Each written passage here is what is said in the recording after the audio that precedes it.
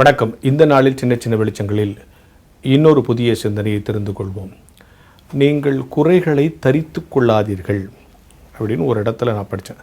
இந்த தரித்து கொள்ளுதல் அப்படின்னா இப்போ அணிந்து கொள்ளுதலுக்கும் தரித்து கொள்ளுதலுக்கும் ரெண்டும் ஒரே பொருள் தான் போட்டுக்கிறது அப்படின்னாலும் கூட அணிந்து கொள்ளுதல் என்பது நம்ம இன்றைக்கி இந்த சட்டை போட்டால் நான் வேறு சட்டை நாளைக்கு அணிந்து கொள்வேன். ஆனால் தரித்து கொள்ளுதல் என்பது எனக்கு நிரந்தரம் ஆகிடுது. ஸோ தரித்து கொள்ளுதல்னால் அது பர்மனண்ட் ஐடென்டிட்டி ஆகிடுது. அதாவது தரித்து கொள்ளுதல்ன்ற சொல்ல வச்சுக்கலாம்னு வச்சுங்களேன். ரெண்டும் ஏறக்குறைய ஒரு பொருள்னால் இப்படி ஒரு சிந்தனை வச்சுக்கலாம்.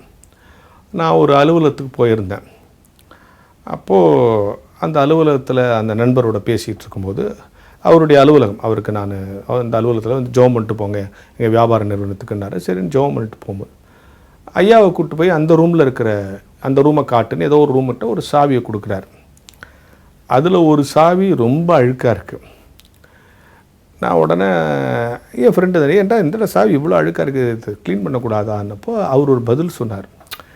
இல்லை நிறைய சாவி இருக்குல்ல, இந்த ரூமுக்கு எந்த சாவினா இந்த அழுக்கு சாவி தான் இந்த ரூமுக்கு அடையாளம், அதனால் அது துடைக்கலை, அது அடையாளம் ஆயிடுச்சு. என்னது அழுக்கு அடையாளம் ஆயிடுச்சு.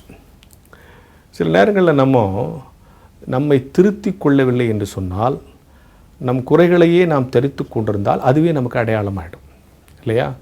அந்த சாவியை சுத்தப்படுத்தணுங்கிறது தேவை. ஆனால் தெரியும் அதை சுத்தம் பண்ணணும்னு தெரியும், ஆனால் சுத்தப்படுத்த மாட்டாங்க. ஏன்னா அந்த ரூமுக்கான சாவி தாங்கிறது அடையாளம் ஆயிடுச்சு உங்களுக்கு. இப்போ அந்த அழுக்காக இருக்கும், அந்த சாவி எப்படி தர அடுத்து அந்த அழுக்கு சாவி அழுக்கு களையப்பட வேண்டிய ஒன்று அங்கே அடையாளமாகி விடுகிறது. நாம் கூட நம்மக்கிட்ட இருக்கிற தவறை களைஞ்சு போடலைன்னா நாளடைவில் அது நமக்கு அடையாளமாகிடும். அந்த தவறை சொல்லி தான் நம்மளை எல்லாரும் கூப்பிடுவோம். அப்படி தான் ஆகிடுது. அதான்ப்பா அந்த கடைசி வீட்டில் எப்போ பார்த்து தண்ணி அடிச்சுட்டே இருப்பாரப்பா. தண்ணி அடித்தல் அது பிழை, அது தொடர்ந்து செய்கிறதுனால அது அடையாளம் ஆகிடுது. அதான்ப்பா எப்போ பாரு சண்டை போட்டுக்கிட்டே இருப்பானப்பா, எதுக்கு எடுத்தாலும் பிரச்சனை பண்ணுவானப்பா அப்படின்னா நீங்கள் உங்கள் குறைகளை களைந்து போடவில்லை என்று சொன்னால் நீங்கள் அதை தரித்து கொள்ளுகிறீர்கள் என்று பொருள்.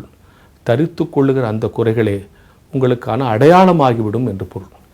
எனவே எந்தெந்த குறைகளை களைந்து போட வேண்டும் என்று தெரிந்து களைந்து போட்டுவிடும். இல்லைன்னா நாளடைவில் உன்னுடைய பெயர், தொழில், அந்தஸ்து, திறமை, இந்த அடையாளங்கள்லாம் பின்னுக்கு போய் நீ ஏற்றுக்கொண்டிருக்கிற இந்த பிழையே உனக்கு அடையாளமாகிவிடும்.